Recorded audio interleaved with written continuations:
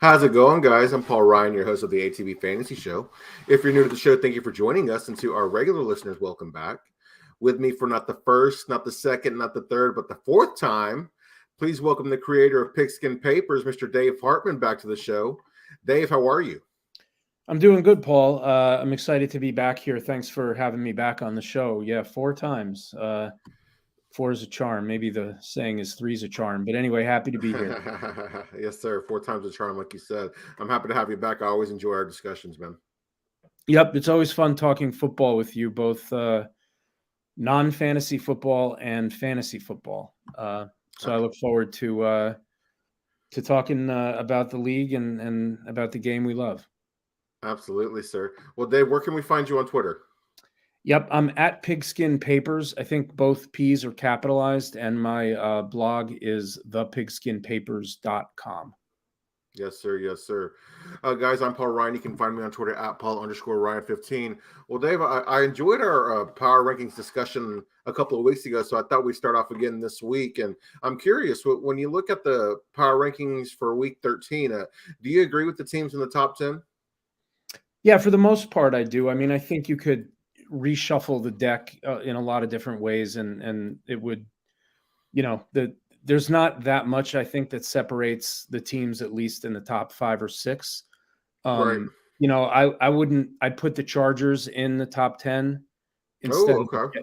instead of the Jets, maybe at number 10. Oh, wow. Okay. Yeah, I mean it's close, Mm-hmm. and I'd probably reshuffle the deck a little bit in the top. I have the Chiefs as number 1, Yes, yes, yes. and probably the Bills as either number 2 or number 3. I know they've faltered a little bit of late, but I Right. think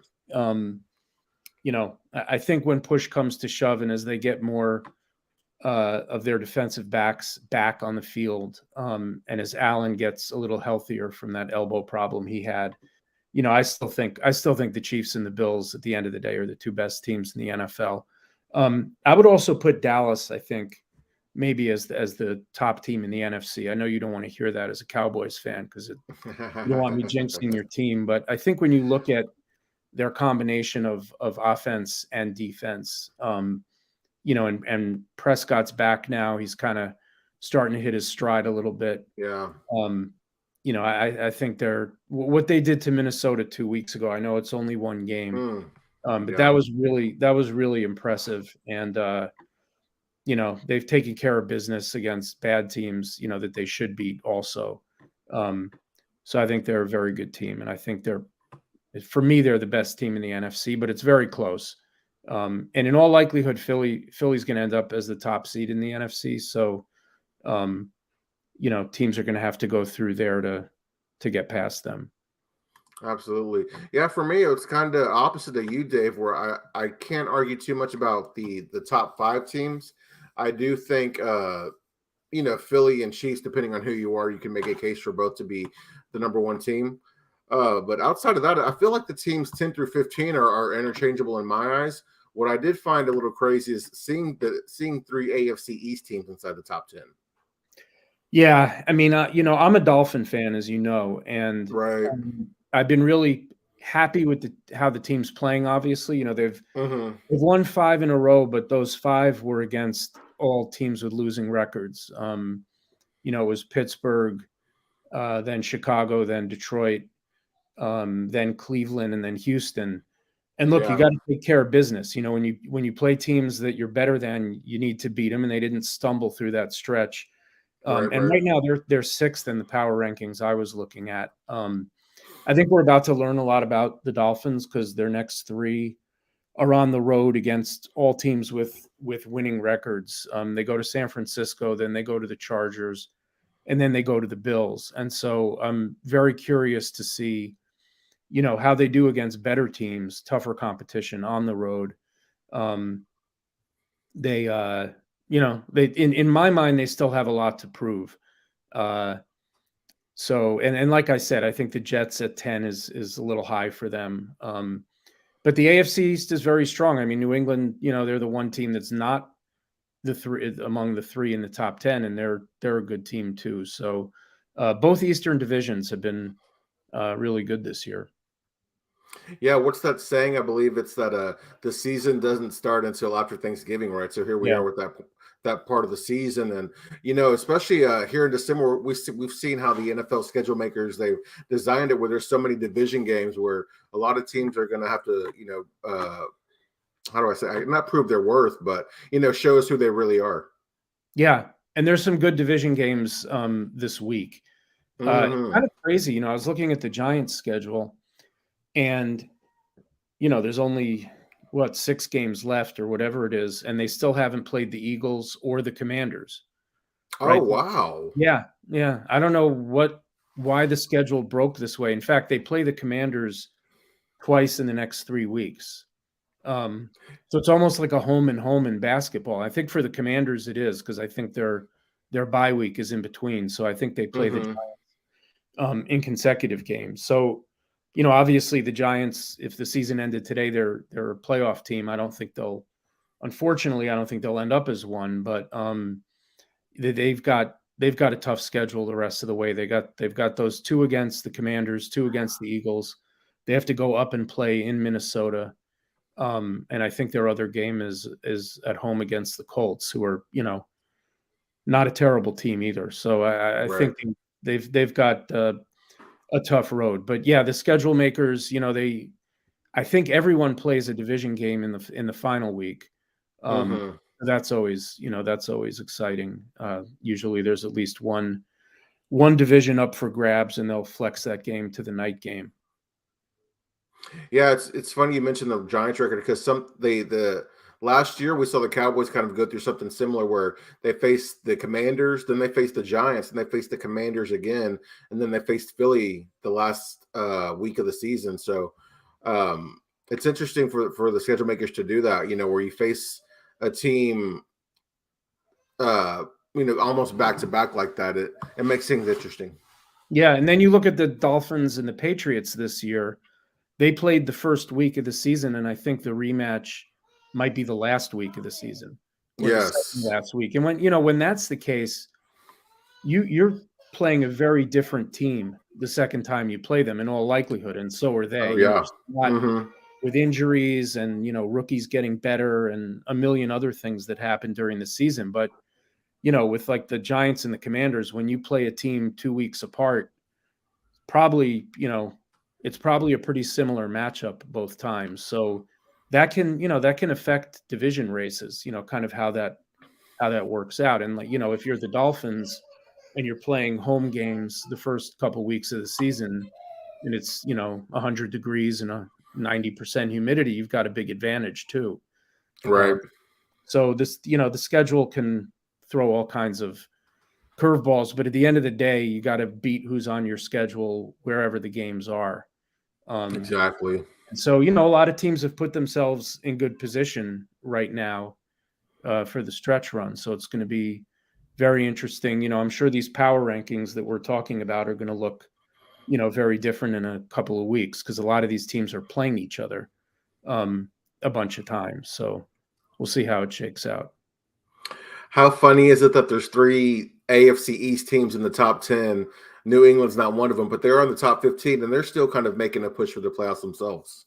Yeah, no, I think the AFC, look, there could be some team that's under 500 right now that ends up, winning the rest of their games and getting into the playoff conversation. But if you look at the standings in both conferences, Hmm. it's a little clear. I mean, I think there's 8 AFC teams that realistically are fighting for. I'm sorry, 9 AFC teams fighting for 7 spots, and I think there's 8 NFC teams, that realistically fighting for 7 spots. I mean, there's more teams than that because of the NFC South.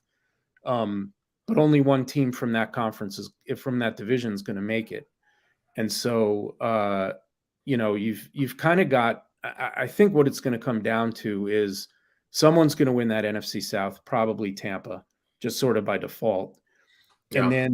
then the Seahawks, the Commanders, and the Giants are 3 teams probably fighting for 2 playoff spots. Unless someone like Green Bay runs the table, or a team that has underperformed and suddenly gets very hot down the stretch, which I don't see happening with Green Bay. But if there was a team that could do it, it would probably be them in the NFC. And again, in Mm-hmm. the AFC, I think New England is there's going to be 4 or 5 teams fighting for those last couple wild cards. Absolutely. So I know it sounds like you might, disagree with the Jets being inside the top 10, but is there a team you feel might be too low out other than maybe the Chargers? I think I saw the Bengals ranked at number 8, and I think, they should be probably 5 or 6. I think that's a good team. Battle tested last year. They should be getting Jamar Chase back, and they've been playing well, without him. Mm-hmm. It was a big win for them last week at Tennessee. Yeah. A team they beat in the playoffs last year in a Mm-hmm. game they kind of pulled out of their hat. This time they just beat them. Right. They kind of led most of the way, played really well on defense. So I think the Bengals, the Bengals were bad for so long that I think people have trouble accepting the fact that they're just a good team now with a really good quarterback who's a winner. But, I think they're in the conversation too. And I'd put them in the top 5 or 6, not sort of at the bottom of the top 10. But again, this is kind of quibbling. It's just going to matter when they start playing each other in the playoffs and who advances. Right. All these teams are good and they can all kind of beat each other. I don't think there's one team that's unbeatable this year. There's no team that is far and away better than the rest of the league.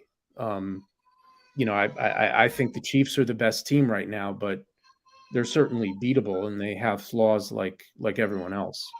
Right. Yeah, for me, outside of the 1 through 10, I mentioned that 10 through 15 could be interchangeable, but past, when you go from 16 to 32, I'm sitting there and I'm like, I don't really disagree with too much, especially with the bottom 5 teams like Houston, Chicago, Detroit, Pittsburgh. Those guys, they've shown some signs, but they've got a long way to go. So I didn't really see a team that I felt was too low. I don't know, maybe that's a bit of a cop-out answer, but I couldn't find, you can make a case to move every team up, every team down, but I didn't see anything that really bothered me too much. I like that you said the Bengals because they could easily be a top 5 team. I mean, with Jamar Chase, they are a top 5 team. Right now at 8, I didn't think that was too low, but I can see why you feel that way. Mm-hmm. We'll see. It's a long season. 16 games was long. 17 games just feels kind of crazy. And I think for the players and coaches, I'm sure it's much worse. Yeah. The season's really become a slog. Yeah, it really has. It feels like the first 4 weeks of the season, teams aren't playing their best football, and now we're going to start seeing teams playing their best towards the end of the season, which is kind of ironic because you would think at the beginning they'd be fresh and ready to go, but it seems like as the season goes on, they kind of find their stride. Yeah, I think that's right. Or they fall apart, Yeah, exactly. That's that kind of gets back to what I was saying before. Like, you might play a team in week 3 when they're playing really well and you beat them and you think it's a great win. And Right. maybe at the time it was. And then, you see by week 15, they're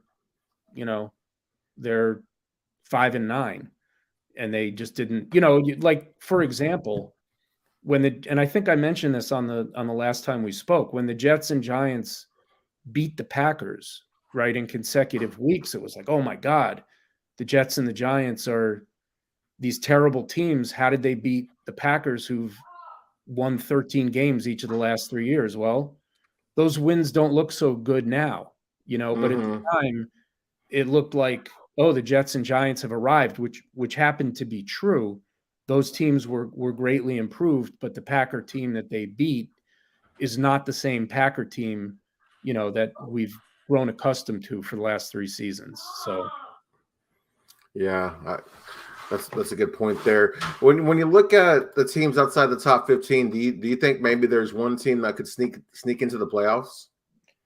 Well, by definition, someone from the NFC South, because all 4 of those Exactly. teams are ranked lower than 15. Right. So by default and by definition, some team that is going to be 8-9, 9-8, somewhere around there, maybe 10-7, is going to make the playoffs. And in all likelihood, look, a lot can change, but in all likelihood, your Cowboys are going to be the 5 seed that has to go play at Tampa or at Atlanta or maybe even at Carolina, although I don't think that'll happen. New Orleans, Yeah. I definitely don't think will happen. So, Right.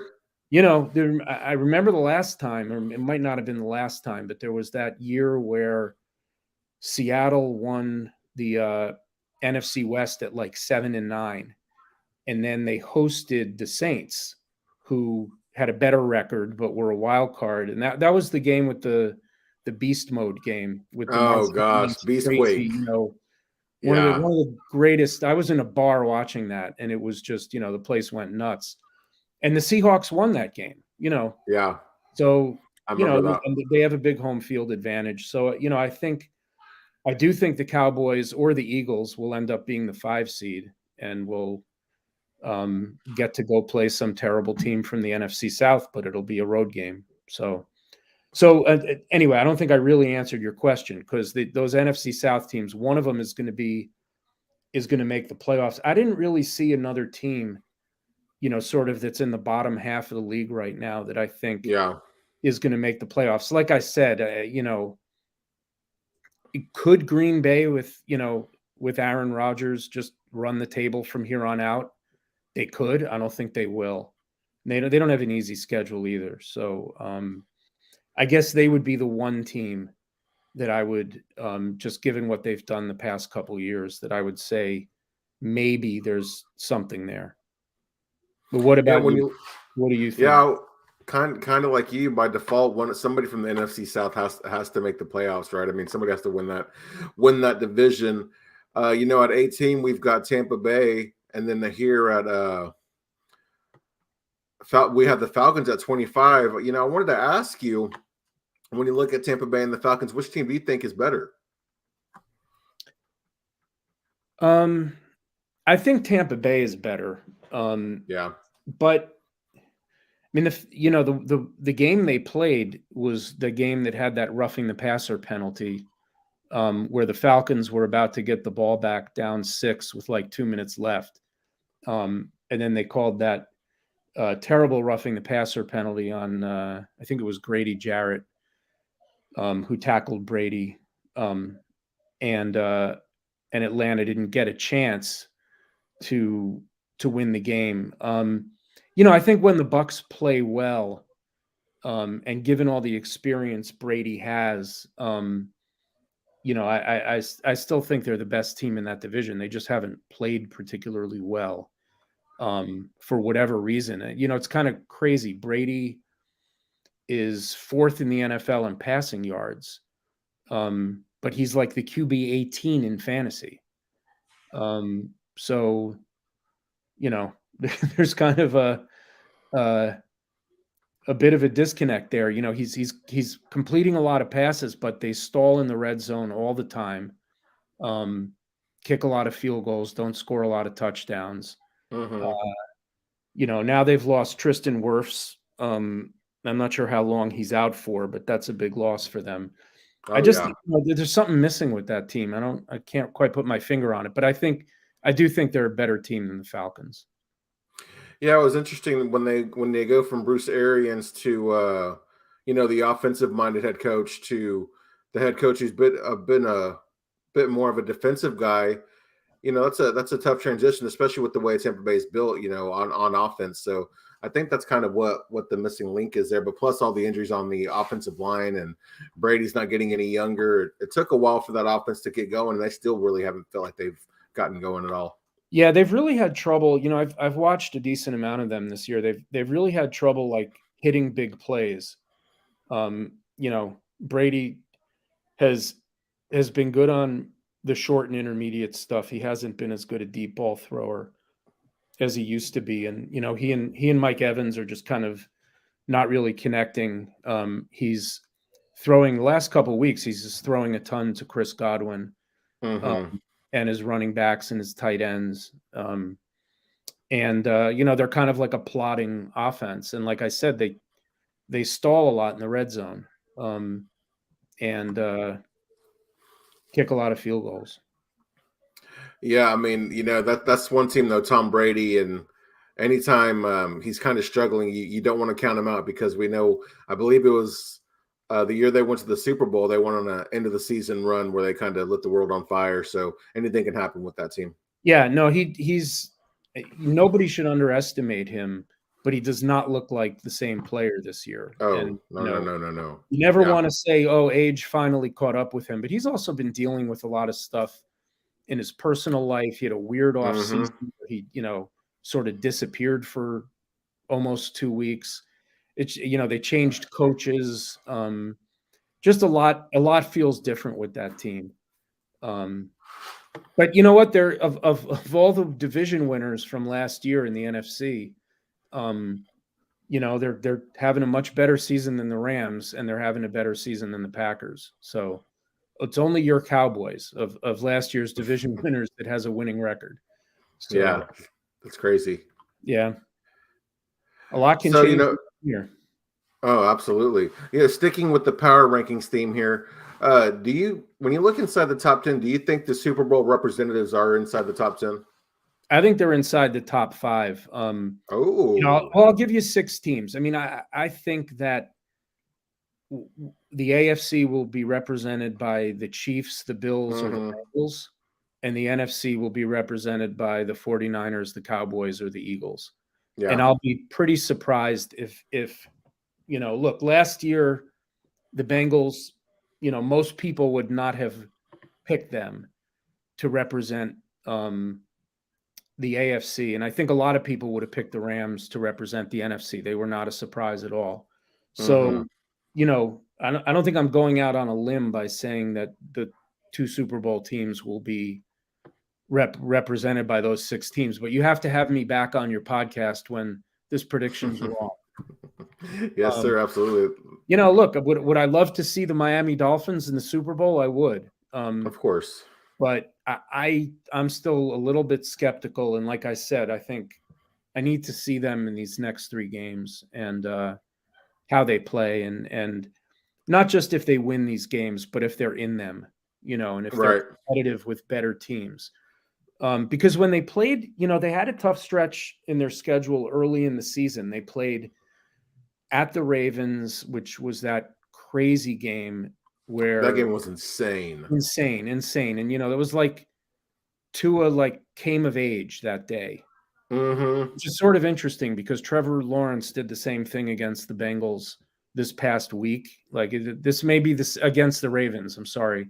Yeah. Maybe the season where the Ravens created great quarterbacks. I don't know. Right. But the Dolphins, had that very improbable win against the Ravens. Then they had an almost as improbable win against the Bills. That was the game where Tua got hurt but didn't come out. There was the whole controversy over whether or not he was concussed. Yeah. That game, the Bills ran 90 plays and the Dolphins ran 39.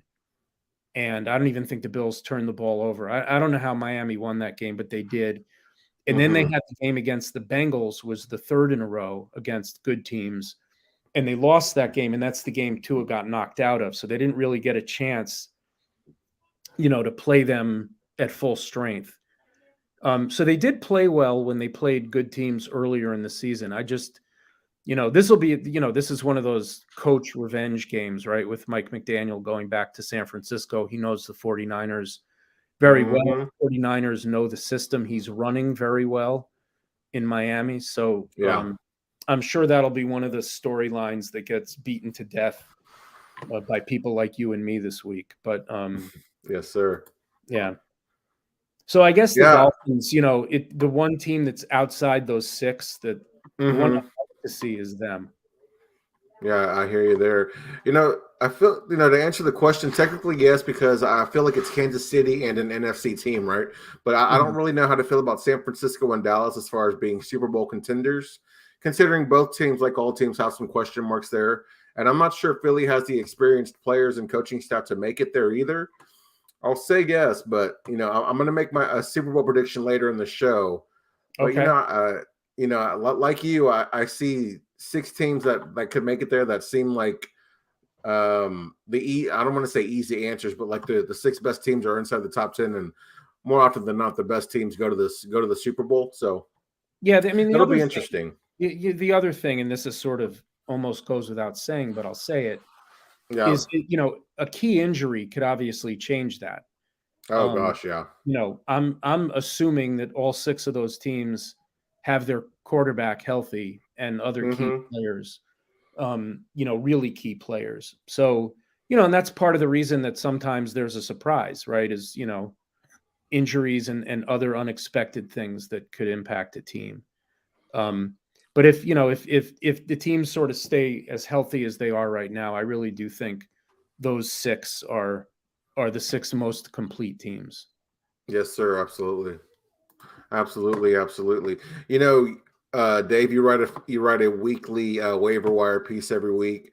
I'm curious, is Jameson Williams the waiver wire pickup of the week? I feel like he's been the waiver wire pickup of the week for like the last 3 weeks or so. But or Yeah, do you have somebody else on top of your list? it's funny you say that because you know, what I try to do in my waiver wire column is, um, I try to list players that can sort of help you right now, you know, like kind of priority ads, plugins, players that you might want to pick up just as stashes for later.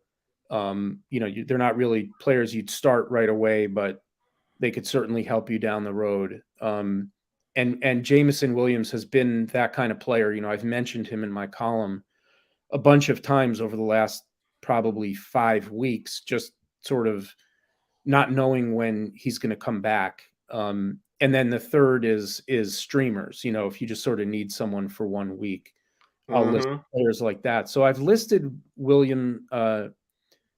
Williams as a stash for a while. Um, you know, it looked like he was going to come back this week. Now they're saying probably not this week. And Yeah. the fantasy season for most leagues is kind of running out. You know, you've got a Mm-hmm. couple more weeks of regular season and then playoffs. And I don't know how quickly he's going to come in, um, and produce. I mean, I know his speed is going to add a dimension to that offense that they don't have right now, and it's probably going to make Amon-Ra St. Brown more effective, you know, with the underneath stuff and in the slot if defenses have to worry about Williamson when he comes back. But, you know, this week was kind of a not a very strong week on the waiver wire. There were a bunch of running backs that, um, you know, that might get an opportunity to sort of spot start, but also might not. Like Bam Knight, I think he goes by Bam on the Jets. Um, and Zonovan. yeah, I call him Bam because someone on the radio called him Bam, and it's much easier than saying his first name. Um, Yeah. you know, Benny Snell on the Steelers. There were a few of Mm-hmm. them that might get, you know, sort of an injury opportunity, but they also might not. And so I listed a bunch of them in my column um, as potential pickups, but this wasn't the kind of week where I think you're necessarily. Oh, and Melvin Gordon, I guess, was the other one. Oh yeah. Got picked You up know, by the Chiefs. I found that picked interesting. up by the Chiefs. You know, I'm one of those people that had Le'Veon Bell the year he was, you know, on the Jets, then ended up on the Chiefs, and everyone was, you know, Mm-hmm. so excited that he went to the Chiefs, and then he did nothing. So um, Yeah. I don't know how much of an opportunity Melvin Gordon's going to get. They seem to like Pacheco. McKinnon's kind of hurt right now, but you know they like him in the passing game. At some point, Clyde Edwards-Helaire will be back. But I liked Gordon as a pickup this week only because of what that offense is, and I think Melvin Gordon can still play. Mm-hmm. And he's got a lot of experience, and Pacheco is a rookie, so Right. uh, I think I probably put him and Bam at the top of my column this week, and Mike White. You know, more for like if you need a streamer um, at quarterback. I had Mike White kind of at the top of my column as well. Yeah, you know, until the news came out, I thought that Jameson Williams would be the waiver wire pickup of the week, you know, because we thought he was going to play. But you know, like you, I think it's Mr. Bam Knight of the Jets who's been the pickup of the week. I tried to pick him up in a couple of places, and I got outbid everywhere. But you know, that Jets backfield will be interesting because it's kind of a three-headed monster where, you know, it's going to be difficult to pick the right one every week, and you don't know which one is the one because even Tyler Johnson, or is it Tyler Johnson. He scored a touchdown last week and had a good game. Yeah. And then, of course, we've seen Michael Carter have success, and now Zonovan Knight, who I believe had 100 total yards last week too. So, that's kind of a situation you want to avoid in fantasy, but at the same time, if you can find the right one and hit on it, then you're feeling pretty good. Yeah, I mean, the other thing to remember is last week James Robinson was a healthy scratch. They have him also. So, that's why I was saying, like, this week's waiver pickups, none of them were sure things, these running backs.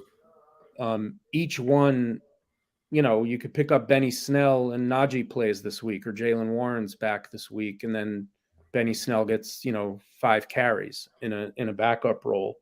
And the same is true of both Jets running backs, because James Robinson didn't play last week, and because Michael Carter, it's unclear how much time he's going to miss, or if he's going to miss time. So I'm just curious, Paul, are you and I'm a big proponent of doing free agent pickups with a free agent budget, a fab budget. Oh yeah. Not priority waivers. Do you tend to be a saver or a spender? Like at this time of the year, because you said you got outbid in a couple places, did you have much budget left, or were you did you know you were going to get outbid because you didn't have a lot left? In this particular league, I had a fair amount. I think I had I want to say $68 left out of 200, and I actually I spent some bad money earlier because I ended up overbidding on Tevin Coleman after he had his 2 TD game, and we never heard from him again. I made some bad choices, but typically I'm a spender. It just depends on the situation, like with the team situation and the opportunity. Otherwise, I tend to kind of wait because, it would have been nice to, I don't know. I mean, I would say it would have been nice to be able to get Zonovan Knight, but after thinking about it, I mean that running back situation, it's not clear. So, will he be a weekly starter, or is it going to be somebody that you're stashing and waiting for another injury? It's, I tend to be a spender. How about you? Mm-hmm. I tend to be a little bit more of a saver. The one exception was last year. I came out of my draft in the main league I'm in, which is 14 teams and with deep benches. So you kind of, it's hard. It's a little bit hard to work the waiver wire because there's not that much on it.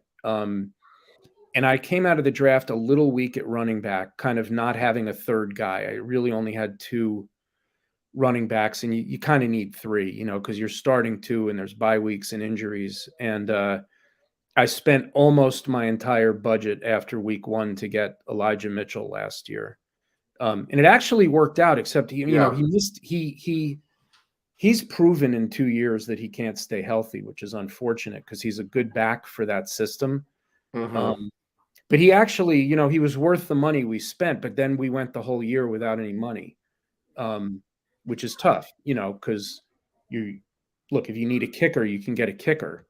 But you're not going to get any good free agents really, unless you get lucky without any free agent money. So I tend to, kind of try to save some of it. I mean, the free agent dollars are worth more early in the season, right? Because if you buy a guy in week 2 and he sticks on your roster, you're paying for 16 weeks of having him.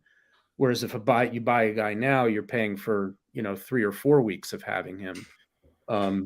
But I still have a decent amount of money left, and I'll probably end up eating some of it, which is fine. You don't want to waste it just to spend it.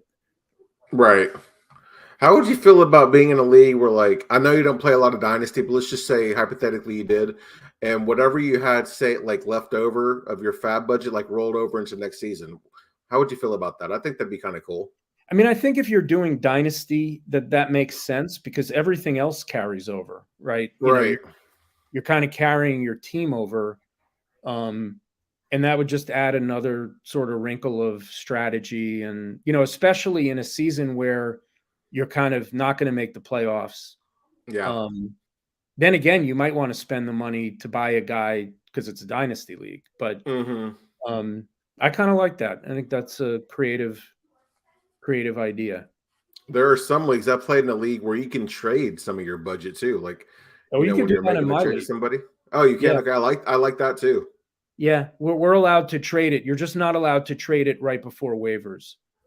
Oh, Um, okay, that's fair. because I like the that. reason for that is because of disclosure. Like if I look, let's say there's a really hot free agent, someone who's going to be a starting running back and everyone wants him, and I have Mm-hmm. $80 and I have the most money, and I'm looking at the website and it says I have the most money, and you have $70, and then 2 minutes before the deadline, you make a trade and get more money, and then you have more money than me. That's kind of Exactly. that Yeah. happened a couple times in our league. So Oh, we just made a rule that you can't trade money within like 4 hours of the waiver deadline. That way, yeah, just that's smart. everyone knows who has the most money when you put the bids in. Okay, yeah. So Dave, it's here we are getting close to the end of the year. I know you play a lot more redraft, but are there some top tier players that you've decided it's time to cut bait? They're kind of just roster clogging at this point. I mean, besides Russell Wilson. Exactly. Yeah, I mean, I think for most of this year, it was kind of like Russ Wilson and Kyle Pitts and maybe Oh, yeah. and maybe Alice and maybe Allen Robinson. But Right. Robinson and Pitts got hurt, so they kind of did their owners a favor. Mm-hmm. Then you can just drop them. Maybe Deontay Johnson. You know, Oh, he's that's a good he's one. he's not scored a touchdown. He's something like the wide receiver 46 on the season in half PPR. I think he was drafted to be the wide receiver somewhere between 10 and 20. Yeah. Um, Kenny Pickett's getting better, but it seems like Pickens is kind of the red zone guy, and Freiermuth maybe a little bit, and he hasn't thrown a lot of touchdowns, period. Mm-hmm. Um, Deontay Johnson's getting a lot of targets, and no fantasy points, or not a lot of fantasy points. I mean, look, maybe not cut, but certainly not start. And I think, I wouldn't cut Alvin Kamara, but I'm sort of at the point where I've got him on my main team, and I sat him last week for Michael Pittman, Oh, nice and it move. worked out. It worked out. Pittman scored. He had 7 catches, and Kamara had, like 30 yards and 2 fumbles. Mm-hmm. Now, he was also playing the 49ers, and they've allowed the fewest fantasy points to running backs, and that was kind of what my decision was based on. But, all his touchdowns came in one game this year. The Saints are just kind of a mess. And Yeah. in full PPR, I certainly wouldn't cut Kamara in any format. And in full PPR, I probably wouldn't bench him either unless I had a lot of really good players on the team. But yeah, I think Deontay Johnson would be the guy that if he had been clogging my roster all year, that maybe I would just say at this point. And Russell Wilson. Yeah. Want to know something crazy about the 49ers? In the last 4 games, they haven't allowed a team to score in the second half of games. Is that right? Yes, sir. So that doesn't bode well for my Dolphins. Yeah. But that's the 49ers and the Cowboys, I think, have maybe the 2 best defenses in the league. And if they're not the best, they're the best at bringing pressure, Mm-hmm. and disrupting an offense. Oh, yeah. So, that's why I think that's why I put them over the Eagles. I think the Eagles have a good defense, but I think it's not as good as either of those teams. Yeah, I don't know if you consider this guy top tier. He sure proved a lot of people wrong at the beginning of the year when he finally got his opportunity. But Dameon Pierce, running back of the Houston Texans, excuse me. Once he took over the backfield, he answered a lot of the questions being asked about him. But after back-to-back weeks of single-digit performances and a quarterback change, and the schedule is getting tougher for him, I feel like it might be time to drop Dameon Pierce from your redraft rosters.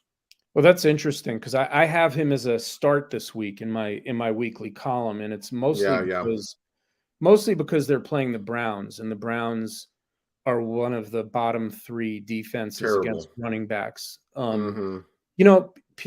Pierce is an interesting case because he was not he was a very good running back in college that didn't get a lot of usage. I think Exactly. I don't think he had more than 10 carries in a game his senior year, or something like that. I mean, the usage was low, and he was more drafted based on his explosiveness and what NFL scouts saw in his limited workload. And it Yeah. might be that he's kind of hit a rookie wall. Mm-hmm. He's gotten way more carries than he's ever gotten before.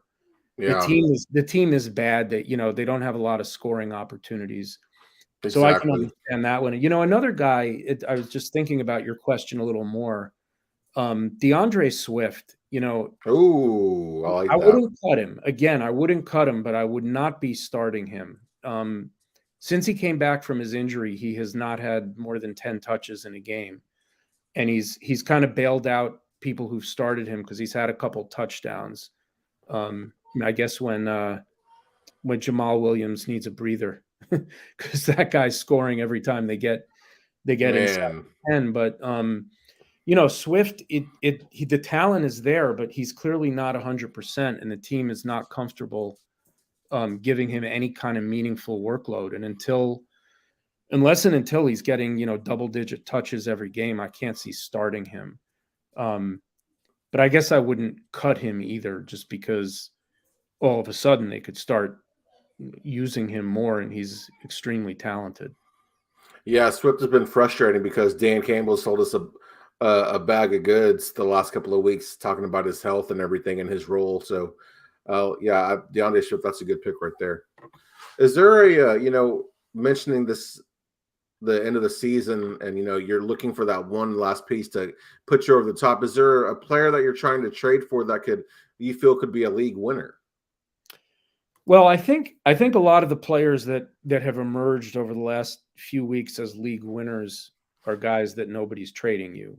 Guys like Kenneth Walker and Travis Mm-hmm. Etienne. Guys who were not lead backs at the start of the season but are now. So the people who had them rostered or picked them up on waivers or whatever, suddenly have guys who can be league winners. I'm pretty high on the Chargers for the rest of the season. They have a good schedule, and they sort of seem to be hitting their stride. So kind of obviously no one's trading you Austin Eckler, and probably no one's trading you Justin Herbert unless they Right. have another good quarterback and they need help elsewhere. One guy who's disappointed this year versus what he did last year, who I think might be ready for an uptick in production, is Deebo Samuel. And I've been kind of down on Deebo, and I was coming into the season. I just didn't think he'd get the rushing work that he got last year, and he hasn't. But with Mitchell going out, and McCaffrey a little bit banged up, and they're another team with a good schedule. The Dolphins have been a good matchup for receivers. I think they have the Raiders coming up a little later. The Commanders have gotten better, but have been victimized by wide receivers a bit this year. Deebo has we saw what he could do last year. He was a league winner last year because he was like a 5th or 6th round pick who was the wide receiver 2 on the season. I could see him starting this week, getting pretty hot, and the Deebo owner might be frustrated. I don't like to use the word owner. The Deebo manager in your league might be a little frustrated with the lack of elite production versus what was anticipated, and he's a guy I think could be a league winner down the stretch. How about you? Who you looking at? Yeah, I'm sticking with receiver like you, Dave, and I doubt anyone's going to trade this player. But if you're looking for a difference-making player, you gotta shoot for the stars, right? And Christian Watson is the player. Excuse me, Christian Watson is the player I'm trying to trade for. I feel like he could be a league winner. We've seen his ability the last few weeks since he's returned back from injury and kind of earned Aaron Rodgers' trust. So I like him a lot, and I didn't get a chance to draft him in many places, or didn't get a chance to draft him at all in my dynasty leagues, but I wish I would have, because I feel like he could be a difference maker down the stretch. Yeah, it's funny you say that because 2 weeks ago, so I drafted him. He was like my Nice. last pick. He was like my last pick, but then I dropped him Uh, when he got hurt. But then I picked him back up before the 3 touchdown game against the Cowboys. oh, I picked him yeah, up. I picked him back up for $1. that's And beautiful. then after that game, I was thinking I should trade him because, it's Oh, like wow. classic sell high, but I didn't. I didn't, and he's in my lineup, and he's scored the last 2 weeks, so he's in my lineup again this week.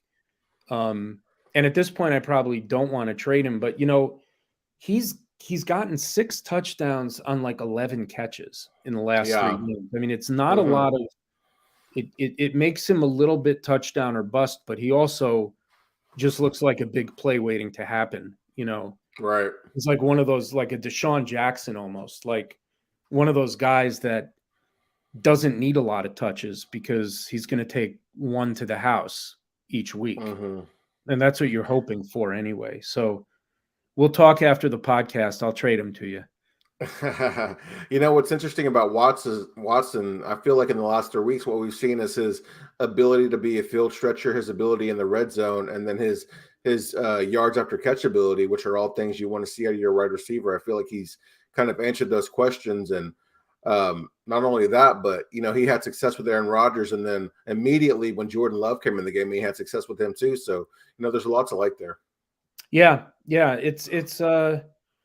It's funny how the Packers have had, and who knows what Watson's going to be. I mean, he certainly looks like a guy who might end up being a very good weapon. Yeah, yeah, Devontae Adams, Jordy Nelson, Greg Jennings, all second round picks. yes, They've that's they crazy. they take all this heat for never taking receivers in the first round, and they've just found some great ones in the second round, and maybe they traded up to get Watson. I mean, I think he was one of the first couple picks of the second round. Because I remember they moved up in round 2 to get him. And Romeo Dubs looked pretty good too. Yeah, he sure did. I think they got in the 4th or 5th round. Um, Mm-hmm. and he might be back this week. And one of the things Oh, as someone who is planning on starting Watson is, Dubs was getting way more snaps than Watson when they were both healthy. I think Dubs mm-hmm. sort of caught on more quickly, figured out their offense, earned Aaron Rodgers' trust more quickly than Watson Yeah. did. But now that Watson's had these 3 big weeks in a row, it'll be interesting to see, with Lazard on the field, Cobb is back, Watson, Dubs coming back, maybe this week, possibly next week, kind of how the targets are going to break down. Another Yeah, reason I'm thinking of trading Watson is just I don't know what the usage is going to be like once they've got everyone healthy. you mentioned the Packers earlier as being a team that could kind of be one of those that sneaks into the playoffs. That's a team I would not want to see in the playoffs. No, nobody does. But I really think they're 4-8, right? Yeah, 4-8 that'll or be tough. yeah, it's tough. It's tough, especially because I think I think either Seattle and Washington, I think, are both probably going to get to 10 wins. Yeah. But if 9 wins is the last playoff spot in the NFC, then I think it's possible for Green Bay, but unlikely. I Yeah, know they still unlikely. have to play in Miami, which will be a tough game for them. Oh, for sure. Another team we talked about earlier was the Jets, and we saw them make a quarterback change as well with Mike White. Do you think the Jets maybe should stick with Mike White or for the rest of the season, seeing how he performed or how he performed last week and how he's performed when he's given the opportunity? Yeah, and I think they will, barring something very unexpected happening. Like, I think I don't think we'll see Zach Wilson start a game again this year unless Mike White gets hurt. Yeah. Because not only was Wilson playing poorly, but then he kind of lost the locker room. With the comments he made after the New England game, and I have a little bit of a word of caution with Mike White. they're not going to play the Bears at home every week. That's a Right. bad defense. It was a home game. It was kind of, it was a little rainy, which can favor the offense. And last year, Mike White in his first game kind of did the same thing, and then he slowly got worse as teams had a little more film on him, and he played some better defenses. I remember they got killed by Buffalo in a game where I think he had a few interceptions. The difference this time around is the Jets are just a better team. They got a better defense, meaning there's less pressure on the quarterback to be always playing catch up, and he'll get the ball back more. And they have better receivers than they had last year because of the addition of Garrett Wilson. I think you'll start to see Elijah Moore, kind of getting back into a more prominent role in that offense. So I think it'll be Mike White the rest of the way. How he'll play, I don't know. But it's hard to envision a scenario where they go back to Zach Wilson this season. You mentioned Zach Wilson's comments after that New England game. I mean, it was kind of crazy to see a quarterback respond that way. And you mentioned he lost the locker room, and rightfully so. But I don't know. You would just think a quarterback, even if he didn't feel that way, that he would just still say yes. Yeah, or that he would just know to kind of take some of the blame. And it's probably a maturity thing. Yeah. A lot of times these guys, they've won at every level. They've been the best player at every level. He was the second pick in the draft. Starting job kind of handed to him as a rookie. He probably doesn't have enough humility, and it's understandable why he doesn't. It's part of the growing pains that a lot of young players in every sport go through. I just don't know, I just don't know if he's good. Is really the question. Like, obviously the Jets saw a lot in him, and a lot of teams did, and they made him the second pick in the draft. I haven't seen a lot, and being in the New York area, I have a lot of Jet fans in my life, and the Jets are on TV a lot, and I've watched him play a lot, and I just don't know if he's a good quarterback. So far he doesn't look like one.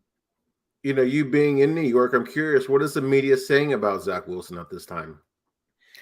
Well, he got pretty beat up after that whole, he got dunked on a lot. Oh, yeah. And I think they're saying, he shouldn't be starting right now, and that the team has a better chance. Nobody was surprised that he got benched last week. And I don't think anyone's surprised that it wasn't. And now I don't know what would have happened if Mike White had a terrible game against the Bears and they lost.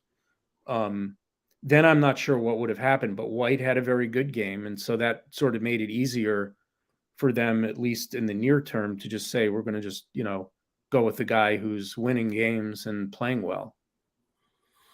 Joe Flacco was the one I thought might get the chance to start because he had some early season success. And of course, it was Mike White who got that opportunity. But yeah. I even think if Mike White were to be injured, they'd probably go to Joe Flacco before they'd go to Zach Wilson. They might. That's an interesting question. I guess we'll see. Yeah.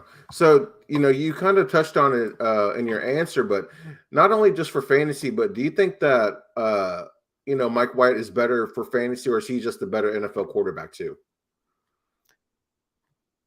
I think he's definitely better for fantasy. Yeah. Because he slings it, and he's not scared to throw the ball downfield. He seems to have, he had kind of an instant connection with Garrett Wilson.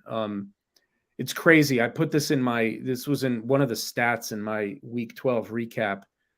Garrett Wilson's played one game with Joe Flacco this year, 2 touchdowns. He's played one game with Mike White this year, 2 touchdowns. Played 7 games with Zach Wilson this year, 0 touchdowns.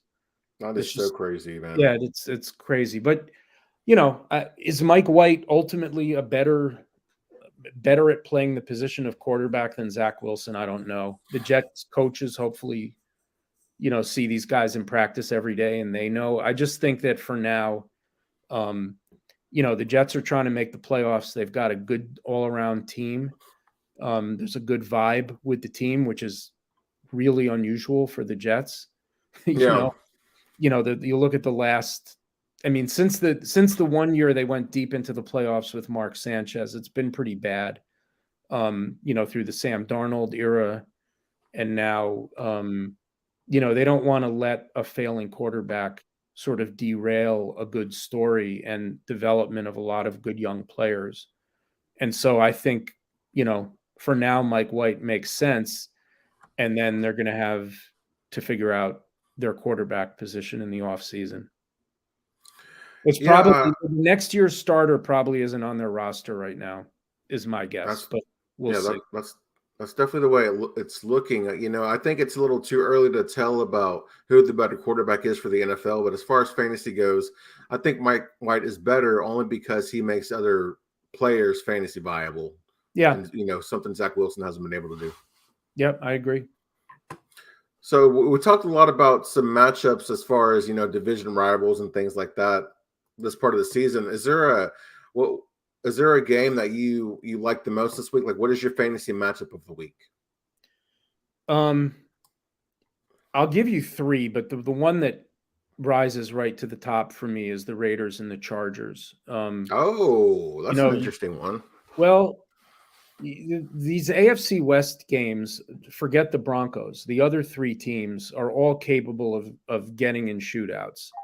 The Raiders got in one last week with the Seahawks.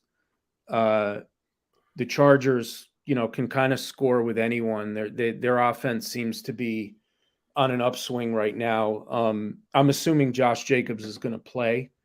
If he doesn't, the Raiders are obviously, lose sort of a lot of what's been working so well for them.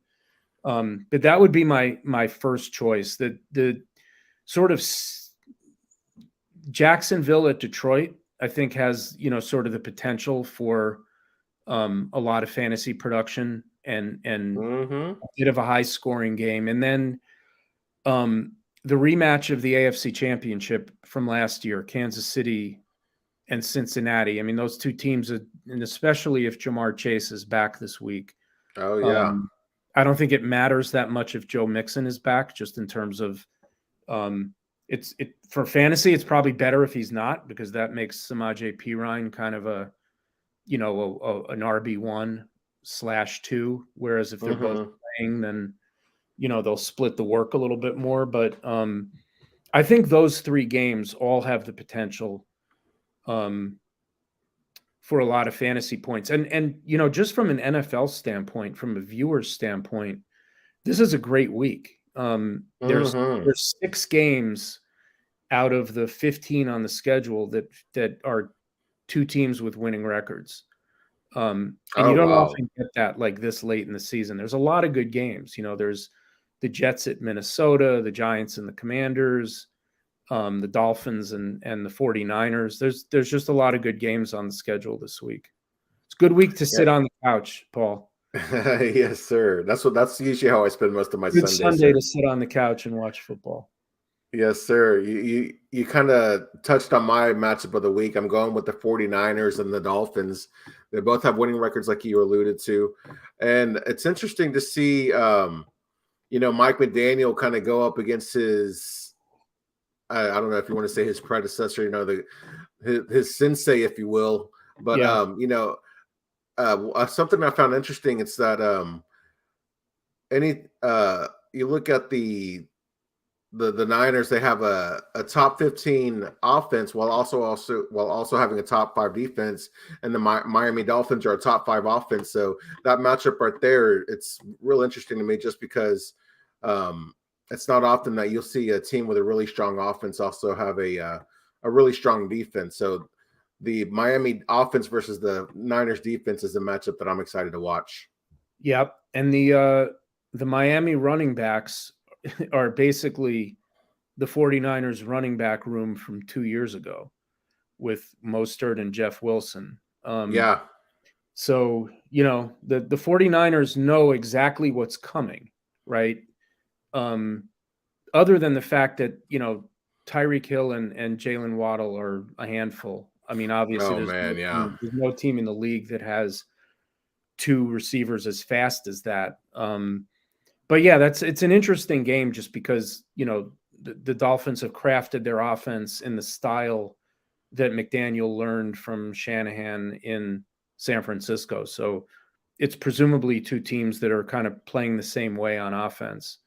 And so we'll see what happens. I saw that it early in the week, it looked like the Dolphins left tackle Teron Armstead wasn't going to play, but now it sounds like he might be able to play. And that's going to be big for them because, that 49ers defensive front is pretty can disrupt a game very quickly. And, if the Dolphins are going to win that game, Tua doesn't need a ton of time. He gets rid of it quickly. But they need to give him at least a little bit of time for those receivers to get open. So, I think one of the keys to that game will be how the Dolphins block and protect Tua. When you look at those offenses out of the 49ers and the Dolphins, who do you like more?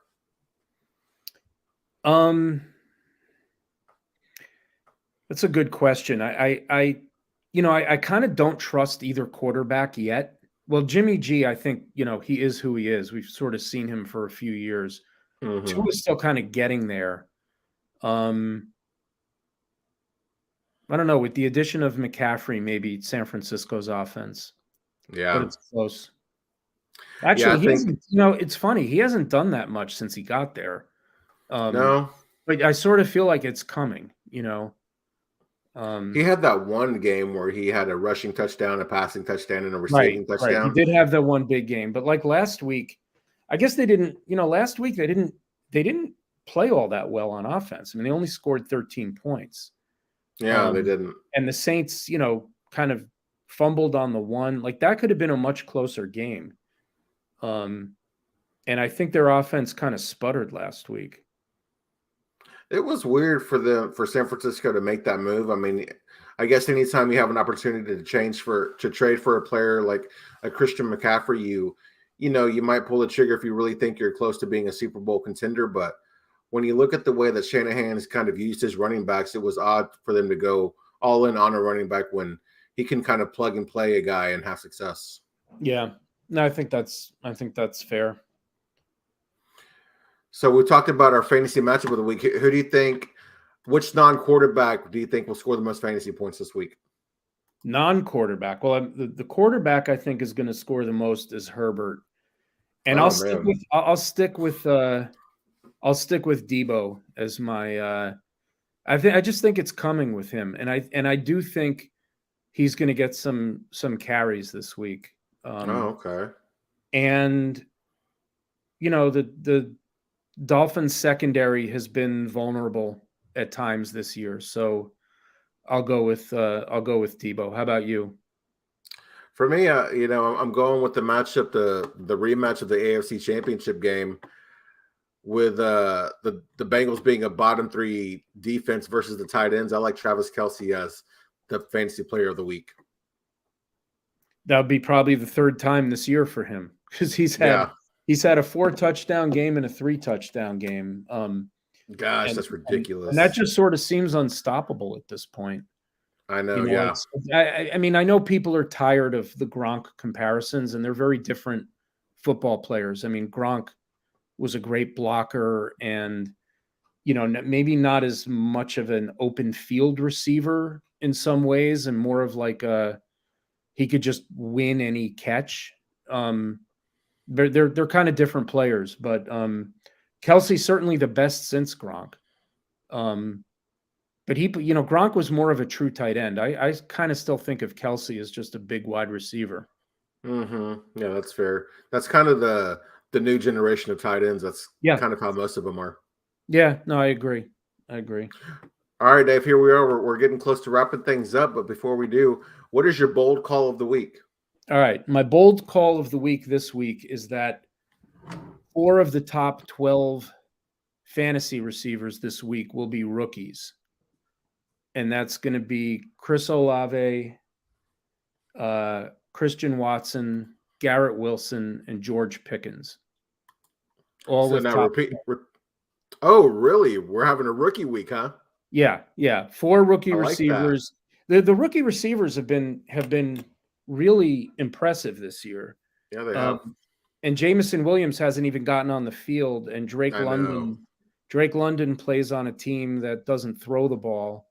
Mm-hmm. Um, Treylon Burks was hurt for much of the year. Jahan Dotson's been hurt, but all these guys that have played, it's a good class. It You really mentioned is. Traylon. Yeah, sorry, didn't mean to cut you out there, but you mentioned Traylon Burks. He's kind of come on the last couple of weeks, and Jahan Dotson at the beginning of the season. I mean, Yeah. he was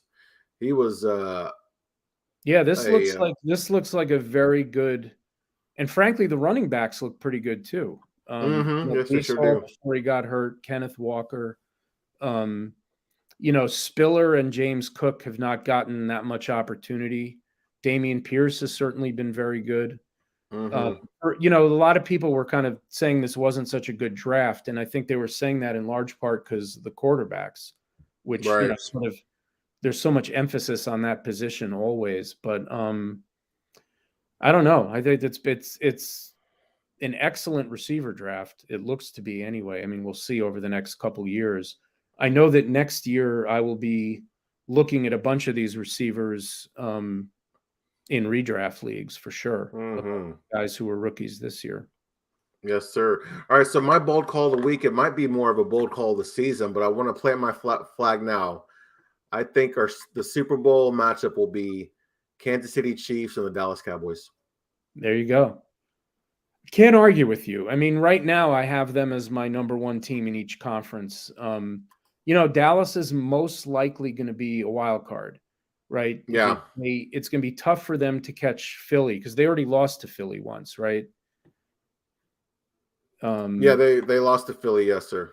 Yeah, so they're 2 games back, but they're really 2.5 games back. So for them to go to the Super Bowl, they're going to have to win, 3 road games. Which they could, teams have done it. The Packers did it. The Giants did it. Yeah. I'm sure I think the Ravens maybe did it, and maybe they were a division winner, but they could do it. They showed in that Minnesota game that they can kind of go anywhere and beat anyone. So I like your pick.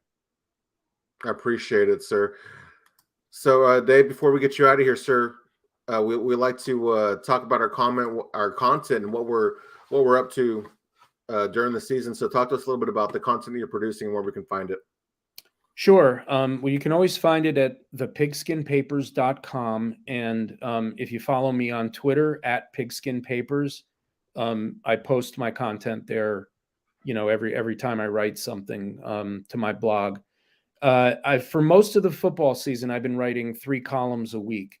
I do an NFL kind of a non-fantasy column that usually drops on Tuesday morning, which is kind of a week takeaways, recap from the week. I do a waiver wire column, which I'll probably do for maybe 2 or 3 more weeks, that I usually post on Monday. And on Thursdays, I post a fantasy preview with, I call them rides, fades, and sleepers, but it's kind of a start-sit column. And that posted this morning. So if anyone out there needs some fantasy advice for this week, be sure to check that out. I will be able. Go ahead, Paul. No, I was going to say I'm going to make sure to link your the site. I always link your Twitter profile in the episode description, but I'll make sure to link your Pigskin Paper site as well. No, I appreciate that, and I really appreciate you having me on the show. It's, first of all, it's just a lot of fun. Talking football and seeing how things change after every couple weeks. Exactly. But it's also, it's a good opportunity. It helps me get more exposure for my blog, and I really appreciate that as well. So thank you for having me tonight. Yes, sir, man. I enjoy talking ball with you, man. I'm happy to have you anytime you're willing to come on. Excellent. Now we can both go watch the second half of the Bills and the Patriots. Yeah, guys, before we get out of here, you can find some of my content. I have a Cowboys podcast that we stream every Monday, and we usually have an episode, another one throughout the week, typically on Fridays, where we talk about the matchup, the upcoming matchup. That's called the Across the Cowboys. And I have a That's not necessarily a start or sit article, kind of like Dave was talking about, but you can find that on Twitter. It's called the Trust Your Bust, that post every Saturday. And, if you guys checked it out, I'd appreciate it. And Dave, again, man, thank you for coming on. And before we get you out of here, remind the people they can find you on Twitter. Yep, at PigSkin Papers, and thepigskinpapers.com is the blog. Yes, sir. Guys, I'm Paul Ryan. You can find me on Twitter at Paul_Ryan15. We appreciate you joining us, and I'll see you guys next week. Thanks again, Paul. Yes, sir.